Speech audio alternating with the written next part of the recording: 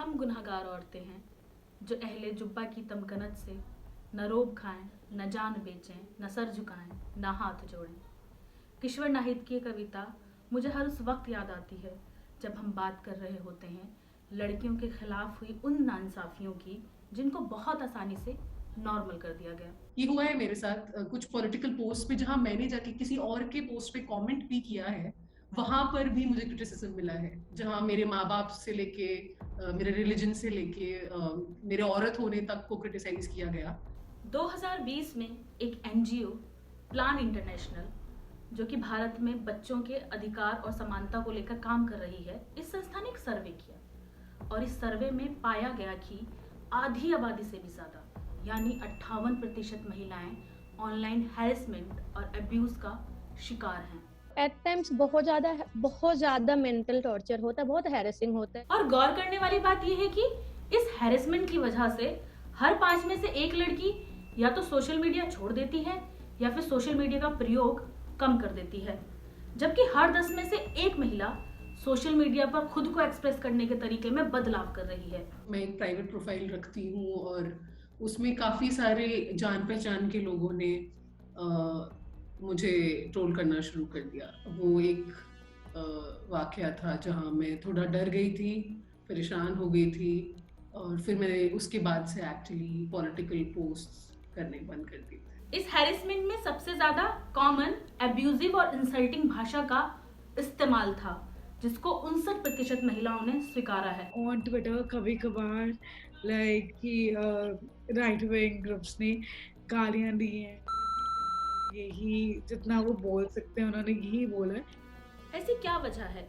मर्द भी पैदा नहीं होते, वो बनाए जाते हैं। तो हमारे समाज में एक परसेप्शन है और वो परसेप्शन ये कहता है कि ये कुछ खास जो बुरे लोग हैं उनका औरतों के ऊपर जो है वो एक हिंसात्मक रवैया है। सारे लोग ऐसे नहीं होते। आज हम जिस मुद्दे पे बात करने जा रहे हैं वो है महिलाओं को सोशल मीडिया पर किन चुनौतियों का सामना करना पड़ता है। गालियां देना, उनको जज करना, उनकी जाति धर्म के आधार पर उनको कमेंट करना, क्या ये सब मुद्दे गंभीर नहीं हैं?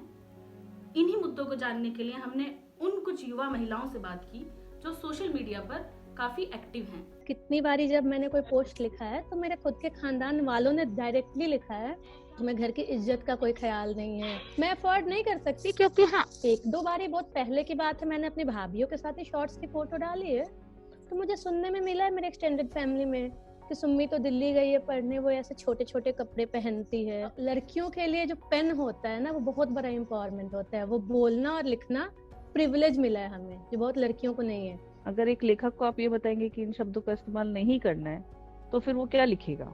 फिर तो आप ही लिख दीजिए मेरे अकाउंट पे। तो मैंने उन्हीं शब्दों को इस्तेमाल किया जो वास्तव में है। ठीक है, अगर ब्रा लिखना है तो ब्रा ही लिखा है, उसके लिए मैंने अंतर वस्त्र इस्तेमाल नहीं किया है।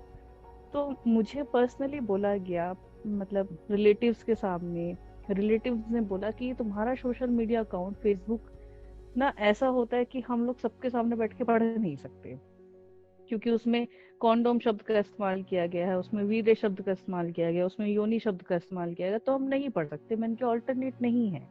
देखिए, बोलती भी लड़की अच्छी लगती है, लेकिन वो हमारे धर्म के बारे में, हमारी जाति के बारे में, उसके बारे में ना बोले। वो बोले लेकिन ये बोले कि हाँ खाना खा लीजिए, तो उनको एक्सेप्टेबल है। ठीक है, वो ये बोले कि ठीक है आपका पानी गर्म हो गया है, आप नहा लीजिए, वो भी एक्सेप्टेबल है।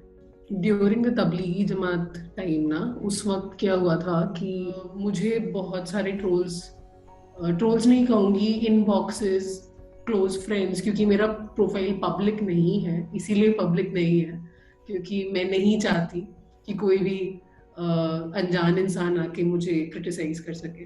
आई am my own woman, so मैं जो चाहे वो पोस्ट करती हूँ। लेकिन हाँ, एक चीज पीछे टिक टिक करती रहती है कि देयर कैन बी क्रिटिसिज्म। मैं पर्सनली आपको अपनी लाइफ का एक्सपीरियंस बता रही हूँ कि मैं किसी हिंदू भाई को क्या कहूँ, किसी हिंदू बहन को क्या कहूँ कि वो हमें पीछे ले जाने में, बल्कि ये शुरुआत तो हमारे अपने घरों से ही हो जाती है। तो खुद उसके घर में ऐसे लोग मौजूद हैं जो उसे पीछे घसीट लेते हैं, जो उसे बुरा भला कहने लगते हैं।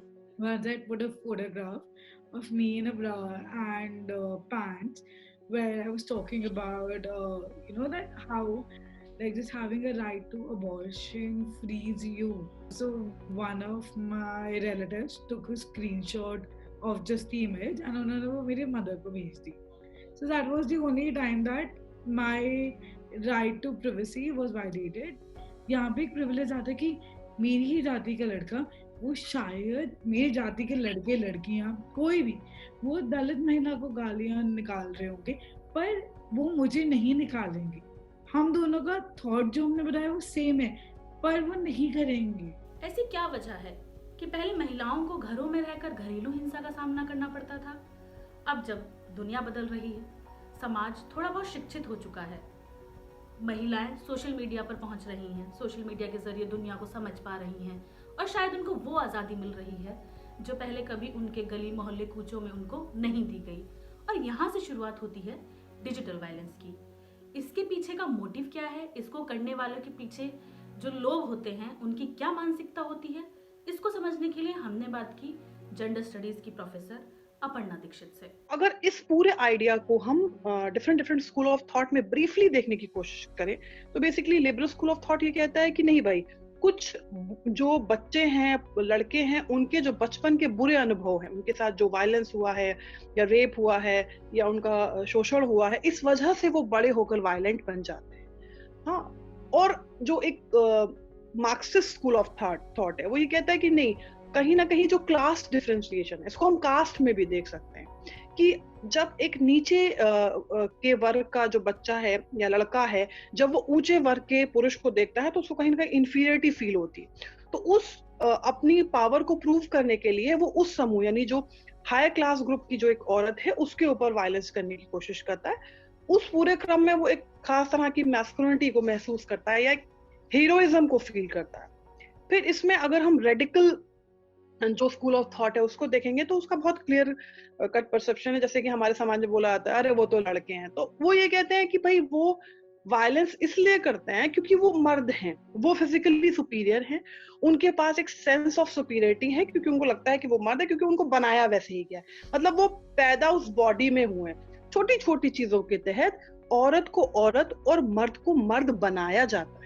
इसमें सिमोन द बोवर जो एक फ्रेंच फेमिनिस्ट रही और उनकी बहुत फेमस किताब थी द सेकंड सेक्स, उन्होंने उसमें एक बात कही कि औरत पैदा नहीं होती, बनाई जाती. वैसे ही हमारे यहाँ एक एजुकेशनिस्ट है कृष्ण कुमार, उन्होंने भी एक बात कही कि मर्द भी पैदा नहीं होते, वो बनाए जाके. अगर आप एक पान की दुकान पर खड़े 4 आदमियों को औरत के बारे में बात करते देखें, अगर उनको देखते हुए देखें तो आपको मालूम पड़ेगा कि उनकी नजर में औरत सिर्फ और सिर्फ एक बॉडी है. इसी मेंटालिटी के साथ वो अपने घर में भी एंटर करते हैं जहाँ डोमेस्टिक वायलेंस होती है. इसी मेंटालिटी के साथ वो सोशल स्पेस में भी एंटर करते हैं. अगर आपको हमारी ये रिपोर्ट पसंद आई हो तो कमेंट बॉक्स में जरूर लिखें. आप अपनी प्रतिक्रियाएं, अपने सुझाव हमें हमारी मेल आईडी के जरिए भेज सकते हैं. आप देख रहे थे अनरिपोर्टेड लाइव्स. ऐसे ही और सामाजिक मुद्दों पर चर्चाओं के लिए, रिपोर्ट्स के लिए आप हमारे साथ जुड़े रहिए. धन्यवाद.